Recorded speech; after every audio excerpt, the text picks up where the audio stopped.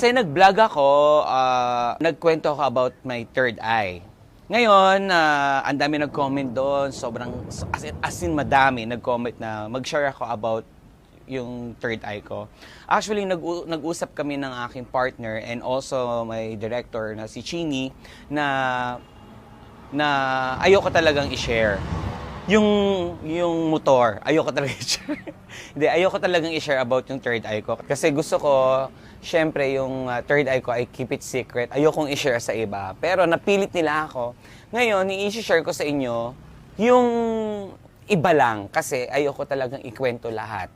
At higit sa lahat, dito tayo sa rooftop ginawa. Kasi dito sa rooftop, mas komportable ako na sila pinag-uusapan kesa sa baba o kaya sa kwarto, sa sala. Hindi ko gagawin yun sa loob ng bahay.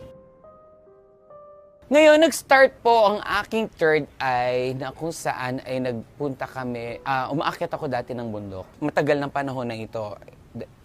18 years old ako ngayon, I'm already 42. So actually, nung bago pa kami umakyat, may nakasalubong kami na maraming bawal sa bahay. Bawal magtapon, bawal magingay. Siyempre, may iba pa kasi mga tao na nandoon. At saka hindi nila alam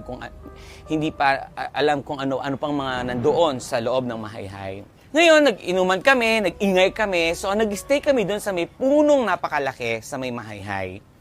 Tapos, inuman, the usual, nag-iingay kami. First time nga kasi, mga ignorante, gano'n. Tapos, natulog na kami. Tapos nagising ako para mag-wee-wee break. Ito yung itsura ng mahayhay dati. May falls, tapos may falls uli, tapos may mga bato-bato. Tapos yung itsura ng mahayhay is napapaligiran ng maraming puno. Nung pumunta kami nung araw na yon is bilog na bilog ang buwan. So may sinag, first time ko makakita ng sinag ng buwan na nasisinagan yung mga bato na malalaki. At may mga, hindi ko pa makakalimutan na may mga firefly. So, nag-wee-wee break ako. Tapos, habang nag-wee-wee break ako, doon na nag-start ang pag-open ng third eye ko. CR ako. Pag CR ko, tapos pagharap ko, meron akong aninagan. Meron akong aninagan na hindi ko alam kung how will I explain.